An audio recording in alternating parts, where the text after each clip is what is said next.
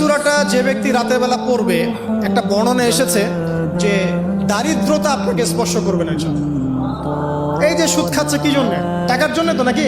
টাকা পয়সা ধন দৌলত করবেন, এই তো আপনার উদ্দেশ্য নাকি? এই জন্যই তো মায়ের সাথে জানা করছে, তাই তো? আল্লাহ বলছেন সূরা ওয়াকিয়া পড়েন, আপনার দারিদ্রতা দূর হয়ে যাবে ইনশাআল্লাহ। বিশ্বাস হচ্ছে না? রিজিক কার হাতে? না, রিজিক তো আমাদের হাতে। এটা মানুষ বিশ্বাস করে না আসলে, এটা মুখে বলে। মানুষ মুখে বলে রিজিক আল্লাহর হাতে। মানুষ যদি বিশ্বাস করতো রিজিক আল্লাহর হাতে, তাহলে মানুষ কেমন করে সুদ খাবে? ও মনে করছে রিজিক আমার হাতে, আমি যদি খাই সুদ তাহলে আমি গেইন করব, যদি না খাই তাহলে আমি দারিদ্রতায় ভুগবো নাকি? যদি আমি ঘুষ নেই তাহলে আমার উন্নতি হবে অর্থনৈতিক, যদি না নেই তাহলে আমি মরে যাব, না খেয়ে মরে যাব। যদি আমি দুর্নীতি করি তাহলে আমি বাঁচবো, আমার সন্তানরা ভালো থাকবে, যদি না করি আমি দারিদ্রতায় মরে যাব, তাই তো?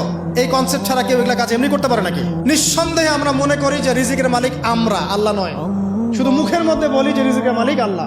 রিজিকের মালিক যদি আল্লাহ হতো তাহলে আমি হালাল পথে থাকতাম এবং তাওয়াক্কুল করতাম যে আল্লাহ আমাকে যা রিজিক দিয়েছেন তা তো আসবেই, আসবে না? আসবেই। আপনাকে যদি আল্লাহ পাক, এটা কোন জেলা? লালমনিরহাট। লালমনিরহাটের 100 একর জায়গায় যত ধান হয়, এতগুলো ধান যদি আপনার আমল নামায় লেখা থাকে, মানে আপনার আমল নাম হচ্ছে রিজিকে, তাকদিরে, তাকদিরে আপনার তাকদিরে যদি লেখা থাকে যে আপনি 100 একর জমির ধান খাবেন তারপর মরবেন, আছে না লেখা? আচ্ছা, একটা দানা কম বেশি হবে?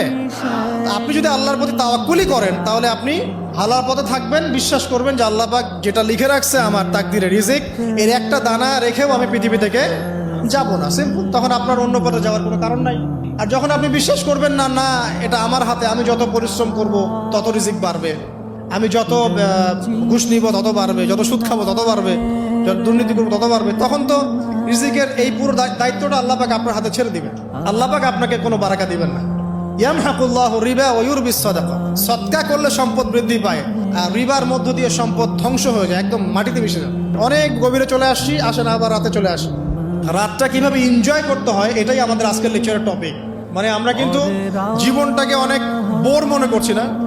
এই যে ব্যবসা বাণিজ্য, চাকরি বাকরি, বিবি বাচ্চা, পরিবার, অনেক অনেক যন্ত্রণা নাকি, অনেক সমস্যাই না? কিন্তু আল্লাহ পাক ইসলাম দিয়েছেন কিন্তু জীবনটা উপভোগ করার জন্য। কি জন্যে? উপভোগ করার জন্য। আমরা আগে ভাবতাম আল্লাহ পাক ইসলাম আসলে কি জন্য দিলেন মানব জাতির?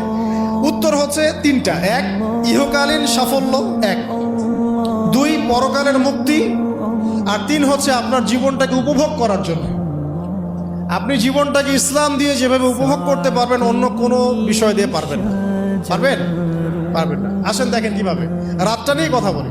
এই যে রাত হয়ে গেল, আমরা আয়াতুল কুরসি পড়বো, আমরা সূরা বাকারার শেষ 3 আয়াত পড়বো, সূরা মুলক পড়বো, আরেকটা সূরা বলি সূরা ওয়াকিয়া। কোন সূরা?